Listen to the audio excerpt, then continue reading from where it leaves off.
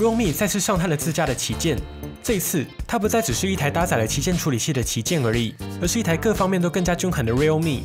最大的亮点就是在2万左右的价位带，你就可以在 GT2 Pro 上看到当下旗舰的重点规格 ，Adreno One 2K 120Hz， 甚至有 TPO 它都有。不过究竟实际表现如何，我们一起来看看吧。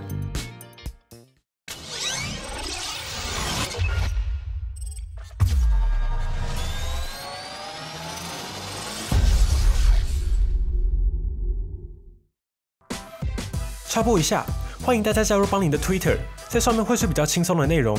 如果邦尼疯狂更新，或是你看到了一些奇怪的内容，放心，绝对不是被盗账号。如果你喜欢这样的邦尼的话，就让我们在 Twitter 上一起聊聊天吧。哦，对了 ，IG 也记得追起来哦。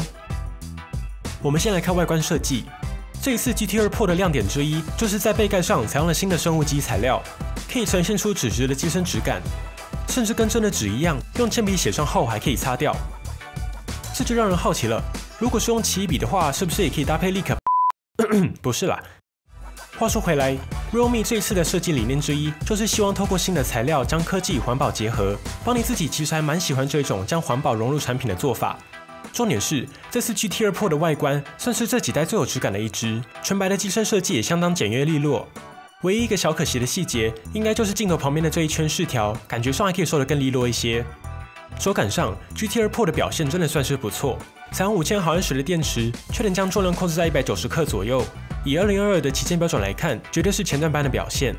但有个小缺憾，就是以旗舰来说，不支援防水防尘还是有些可惜的。接下来看到机身配置，电源按键放置在右侧，左侧则是音量按钮。一个值得注意的小地方 ，GT2 Pro 再也不拥有3.5mm 耳机接孔了。卡槽在底部支援双 SIM， 不过不支援 microSD 卡扩充。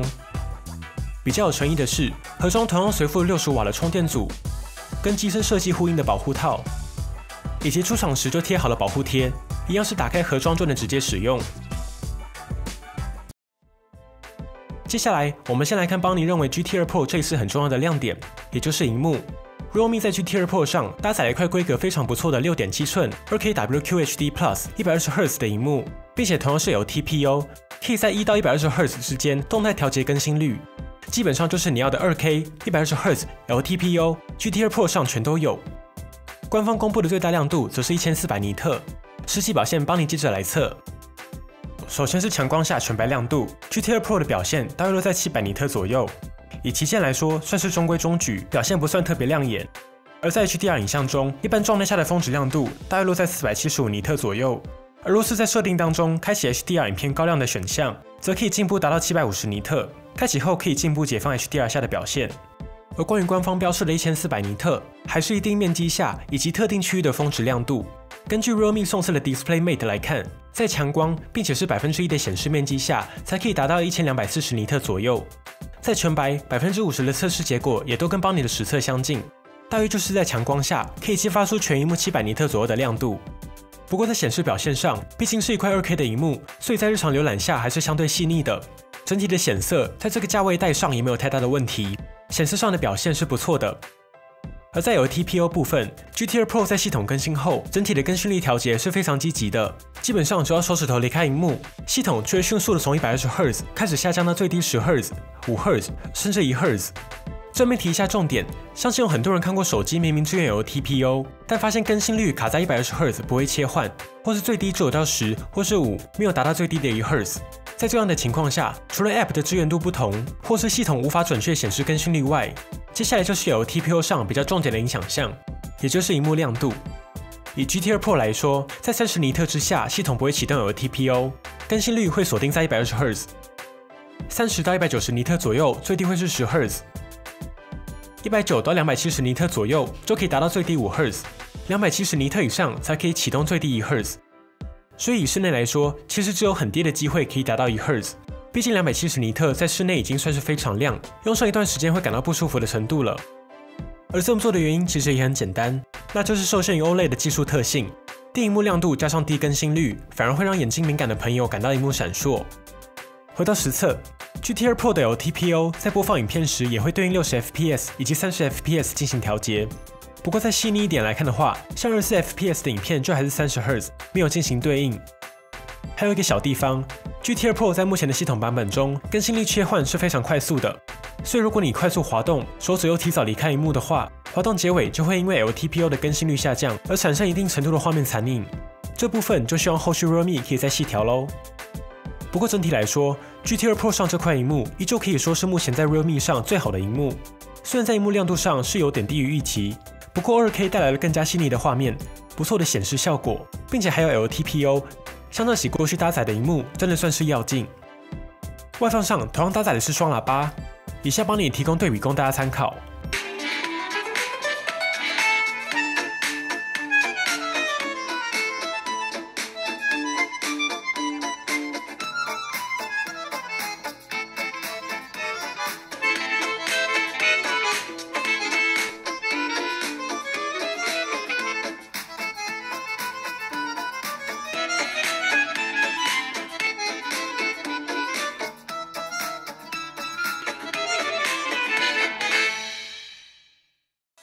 接着，帮你想带大家来看 GT2 Pro 另一个比较有感升级的地方，也就是相机。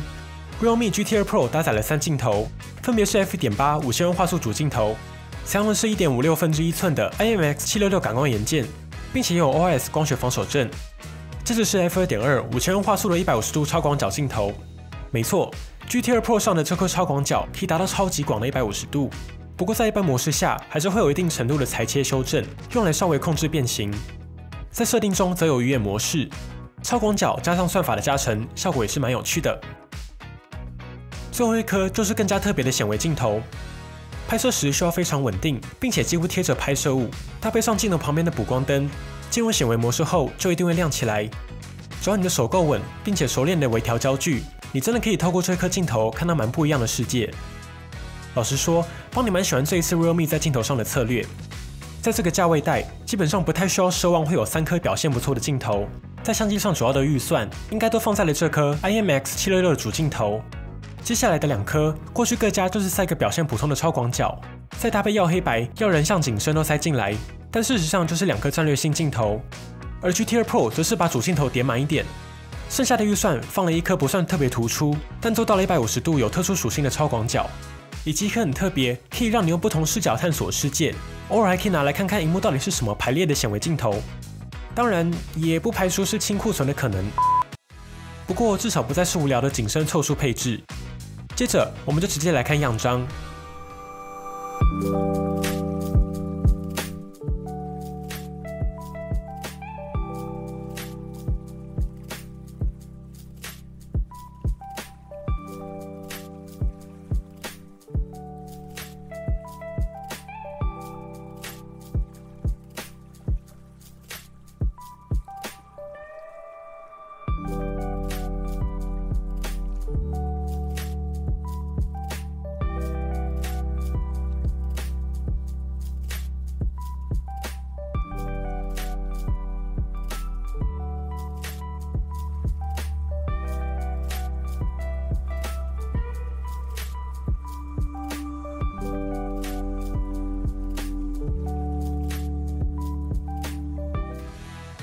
夜间模式部分，主镜头、超广角都可以启用。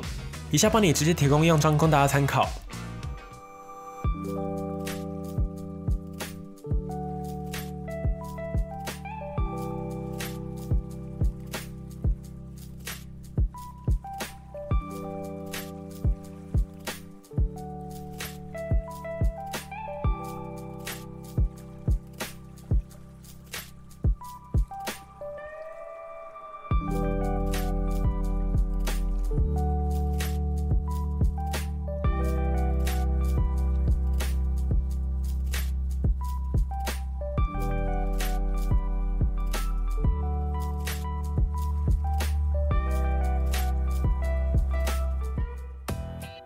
接着看到这一次最后一个重点，效能。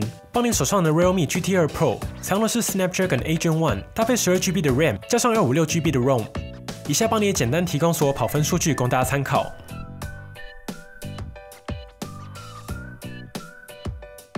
这一次在效能上比较特别的是，你可以在系统中找到 GT 模式，进一步解放效能。在帮你的体验中，开启 GT 模式后，整体的画面也会更加流畅跟手，120Hz 的释放也会更好一些。此外你也可以将 GT 模式的小工具直接拉到桌面上，之后就可以快速开启。如果要持续开启的朋友，记得在 GT 模式的设定中将自动关闭关掉，避免系统每15分钟就会跳出 GT 模式。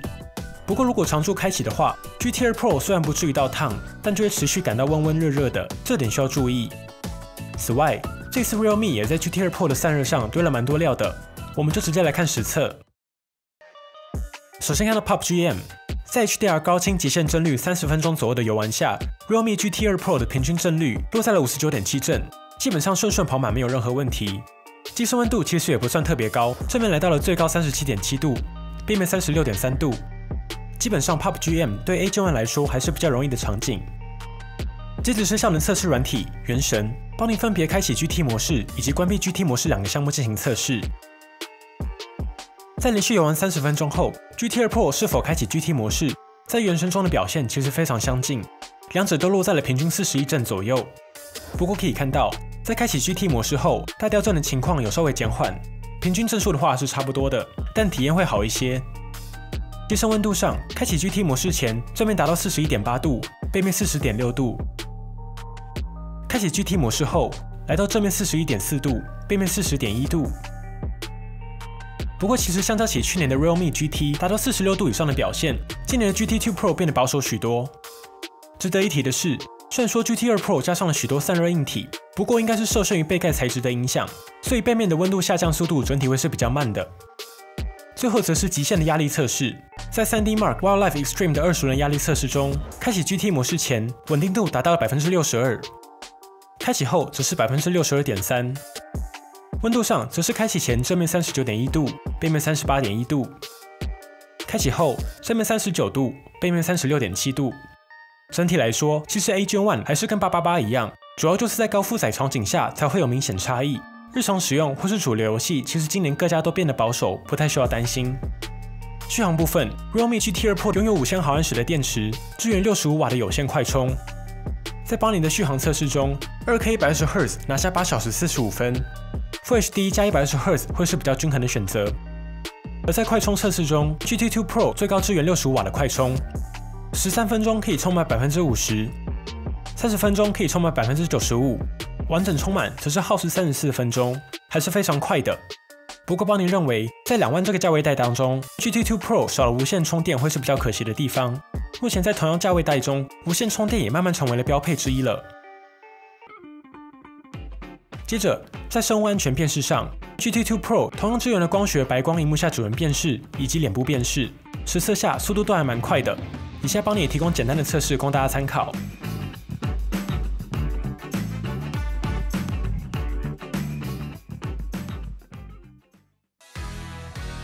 节目来到了尾声，这集会是快速短评测，所以最后的时间，邦尼就来聊聊最近的观察吧。Realme 最近可以说是动作频频，但也可以说是有点迷。先等一下，之所以说有点迷，最大的原因就是，如果大家还记得的话，前一阵子的 Realme 在短期内相继推出了搭载888的 GT、778G 的 GT 大师版，后来甚至推出了870 GT Neo 2，以及让人最猜不透搭载天玑920的数字系列 Realme 9 Pro Plus。看到这边，如果你还没有概念的话，邦尼现在把售价列出来，大家应该就看得出来为什么邦尼会这么说了。尤其是在 GT Neo 2以及数字系列的 Pro Plus 对比之下，真的可以说是2个极端。一只是规格很不错，售价很漂亮，甚至在活动期间可以来到9000元入手的 GT Neo 2，另一只则是规格中阶，主要把重心放在相机，但是售价却来到16000元左右价位带的中阶机种，就像是2个方向的极端。习惯只看处理器就区分中阶、高阶的朋友，突然发现原来要做好相机还不便宜啊！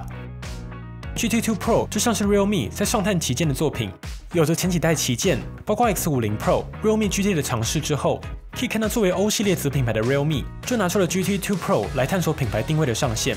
毕竟家里还有个 Find 系列。不过真正有趣的是，2万左右的价位带才是当下正火热的战场。包括在超值旗舰上很有经验的小米12，或是规格均衡加入超值战场又降价到甜蜜点的三星 S21 FE， 甚至是新推出的 S22， 又或是降价后的 iPhone 13以及 Google Pixel 6。其实可以看到这些降价过后的旗舰，事实上都带着更加均衡的规格在战场上厮杀。也是因为如此，邦尼认为 GT2 Pro 最大的优点以及最大的难题完全是呼应的。GT2 Pro 的产品思路明显不同，其他品牌的产品更像是在这个价位带当中提供一支均衡的手机，无论如何还有更旗舰或是更便宜的机型来应战。而 GT2 Pro 则是更像以旗舰处理器为基础，并且向外延伸，给足了之前缺少的关键硬体，包括萤幕、相机等等来应战。但是突然跳脱了15000左右的价位带，突然来到了竞争激烈的2万元战场，接近旗舰的选择也突然变得超多。以2万价位带的同级机种来看 ，GT2 Pro 或许可以再加个防水，或许可以加上个无线充电，或许相机可以来个长焦，或是更好的超广角。所以话说回来 ，GT2 Pro 的优势还是很明显。就是以旗舰处理器效能作为基础带来的优势，其他部分相较起自家过去任何一款机种，都带来了明显的提升。而难题也同样，在非常指向性的产品思路下，如何在这些均衡轻旗舰杀出一条血路，正是 Realme 在上探旗舰可以努力的方向。整体来说 ，GT2 Pro 完全可以说是 Realme 目前各方面都更成熟的一款机种，也是到目前为止最均衡强大的 Realme。但是在这个厮杀激烈的价位带当中，大家会怎么选择呢？赶快底下留言说说你的看法吧。好啦，本期节目先到这里。如果你还有想看到更多这样的评测内容，记得订阅邦尼 IG、Twitter 追一下，就不会错过更多第一手消息啦。有什么邦尼还没说到，或是你想知道的，欢迎底下留言。如果喜欢本期节目，不要忘记订阅邦尼，并且打开小铃铛，及时收到最新的评测通知。当然，你也可以在 Facebook、Instagram 找到我们。如果还有其他问题，别忘了底下留言。那我们就下期影片再见喽。